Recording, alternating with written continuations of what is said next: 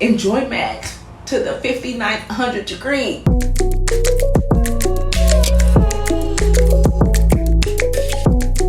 Hey y'all, welcome back to my channel. If you're new here, my name is Seyi and this is the Daily Seyi. On this channel, I share fashion styling videos, fashion hauls, along with some beauty and life things. So if any of that is right up your alley, then please feel free to subscribe. And as always, if you are a returning subscriber, thank you so much for tuning in and being a real one. So the term romanticize your life has been thrown up into the ether, and it's just been kind of floating around for the last couple months, years, probably the last year or 2 years or so. And so I wanted to share my own version of how I romanticize my life as a 30-year-old single Black woman living in America. And hopefully this video helps to inspire you to live your best life and to know that you got one life to live, so you might as well make the most out of it. So without further ado, if you'd like to see how I romanticize my life, then just continue watching. Like I said, romanticize your life. I feel like it almost feels like a Gen Z term, and I feel like Gen Z has definitely been putting it out there, but we millennials out here are definitely doing what we need to do in order to try to romanticize our lives, or at least we're now coming to the realization that we can do what we want to do to romanticize our lives. And romanticization, I believe that is a word, can look different for everybody. You know, not everybody has to follow the exact same format, the exact same rules in order for their life to feel fulfilled or anything like that. But I just want to share with you what I do in order to just make my life feel a bit more like, whew. So one of the ways that I try to romanticize my life, and this is kind of simple, but it's literally making tea in the morning and just kind of having a moment to reflect. And I put this on my Instagram story. I'll put a clip here where I literally said, whenever I make tea in the morning, I feel like I have my life together and I feel like I'm really adulting. And I don't know what it is about tea, but I see what the British were doing. I see why they always drink tea, because for some reason, when I am drinking it, I'm like, yes, my life. I don't know what it is. It just makes me feel like I have my life together.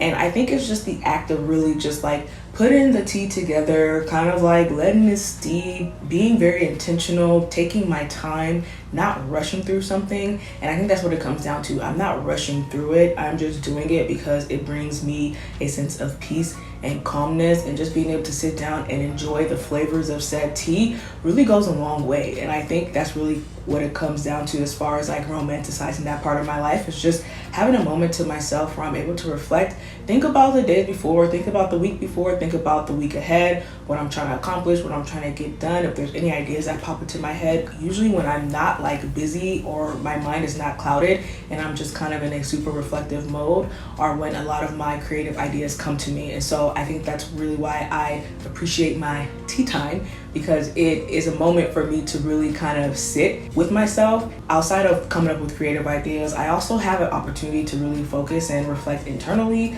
All right, what are some things that we need to work on?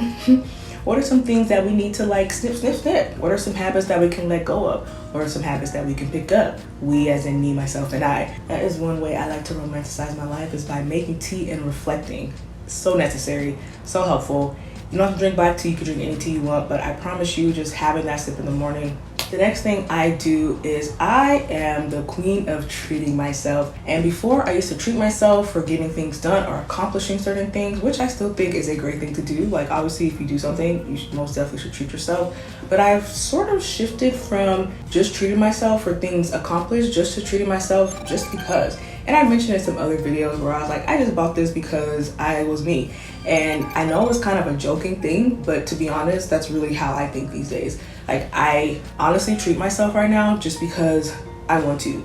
Not because I accomplish anything, because I don't want to attach good and nice things to accomplishments, because then that starts to make me feel like I can only enjoy something nice, put that in quotes because that can be different for everybody, but I can only enjoy something nice only if I create something or only if I accomplish something. It just feels very transactional, and I personally don't like that. So I think that's one thing for me that's really important. It is to treat myself. And I know, the treat myself phenomena has definitely, kind of taken off, and it can be sort of exaggerated sometimes. But for me, it goes way deeper than that. I am a recovering perfectionist, and I have a blog post, I'll link it down below, where I share why I am recovering from it, because it can be, or it has been, quite debilitating. And I think it's been like a year and a half where I've kind of recognized that I was a perfectionist and really trying to work towards not being that way.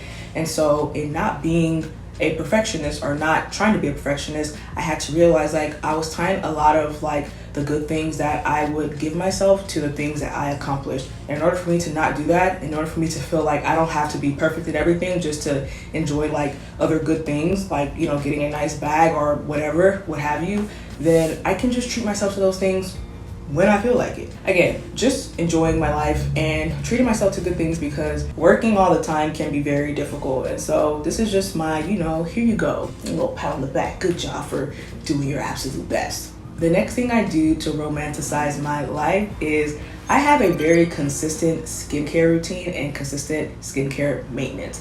And that is very important for me, because it's one of those things where when I'm in the moment of doing it, I'm really only focused on doing that thing. So when I'm fully focused on my routine, it kind of just gives me a moment to really reflect on my self-care. I know it's very, you know, front facing and it's not really a lot of internal workings with that specific thing. But honestly, doing my skincare routine and maintaining like, you know, like my monthly facials, means so much to me.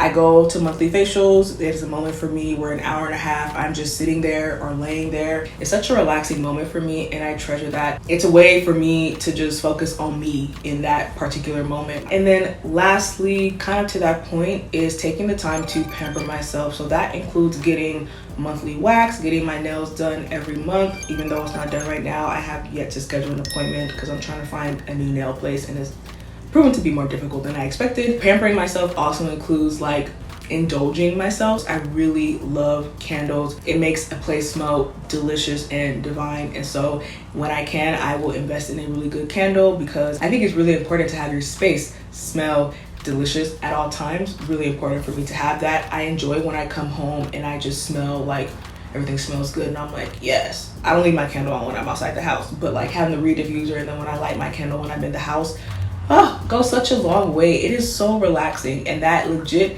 helps me to romanticize my life. I'm just here living my best adult life with my candles burning. I have my wine in one hand, I'll lit the candle, I'll sit on the couch, I sip the wine. I'm like, ooh, this is nice. There are zero complaints here, zero complaints, and it just helps me feel so relaxed, especially after a long day of creating content.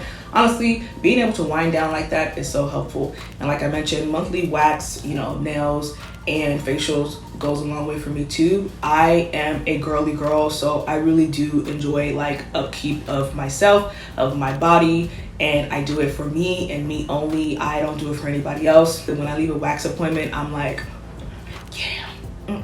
When I get my nails done, I feel like a bad bee. Nobody can tell me anything, especially if it's a cute design.